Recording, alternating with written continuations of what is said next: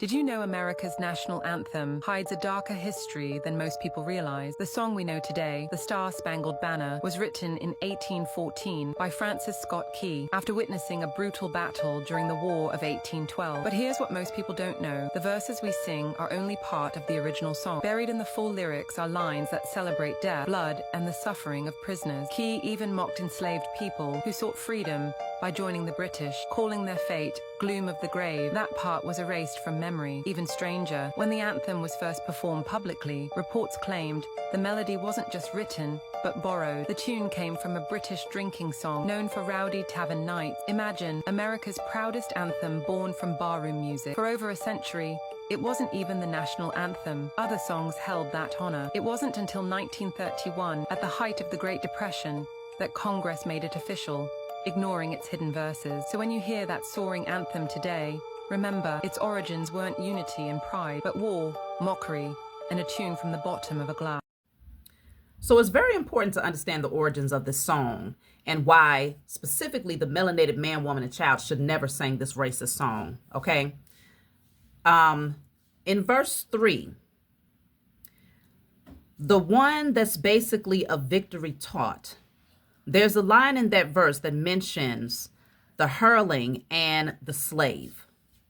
This line is not about Black Americans being praised or honored. It's definitely not a freedom verse. It's a diss track, okay? What the line actually means is during the War of 1812, the British military promised enslaved Black people freedom if they escaped American plantations and joined the British side. Quite a few did.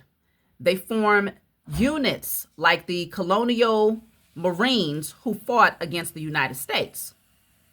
Francis Scott Key, the guy who wrote the anthem, was not thrilled about that. He was a wealthy lawyer and a slave owner. So in verse 3, when he says the hireling, which is a paid British mercenary, as well as the slave, the formerly enslaved Black soldiers who fought for the British because America wouldn't free them.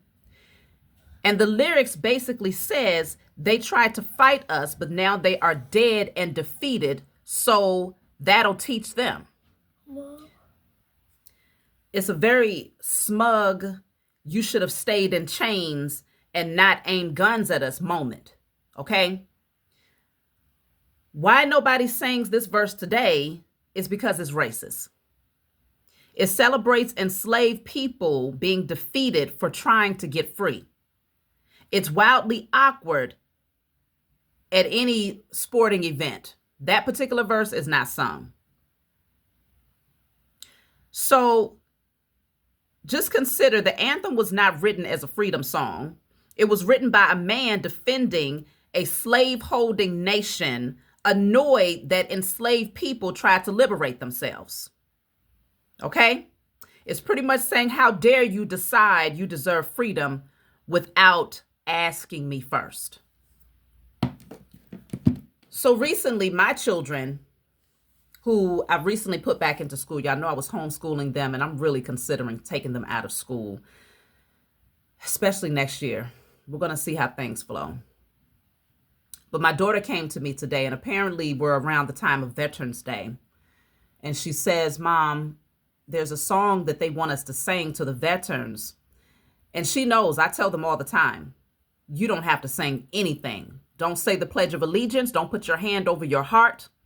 And definitely don't sing any songs that's dealing with so-called America, because there's always a catch to it. And they try to use the frequency of children's voices in order to enhance their power. It's all alchemy and magic at the end of the day, through words, through songs, to try to offset their karma, getting little melanated boys and girls to sing anthems that support the enslavement of their ancestors, the kidnapping, the murdering of their ancestors.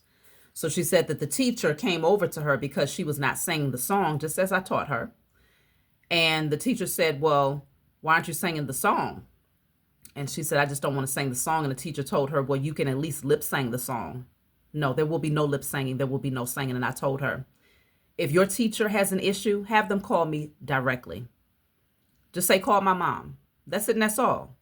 And they will deal with me directly. But these are the types of things that we have to be privy to. You got to be aware of these things, because at all of these large arenas, why is it that most of the time it's a melanated man or woman singing the Star Spangled Banner? Why is that? It's because most people don't understand the history of the song. They just know that, oh, it's one of those things where you can belt it out and this is your opportunity to shine. There's not one melanated person that should be standing up singing that song. It's a mockery. It's foolery. It's disrespectful to your ancestors. It's disrespectful to yourself. So consider this. The U.S. corporation is falling, and they are really trying to push it hardcore to prove that they are still in power, and they are not. The land does not belong to the European that came here and stole it. It belongs to the indigenous melanated man, woman, and child. That's it and that's all. That's my message. I'll talk to y'all soon.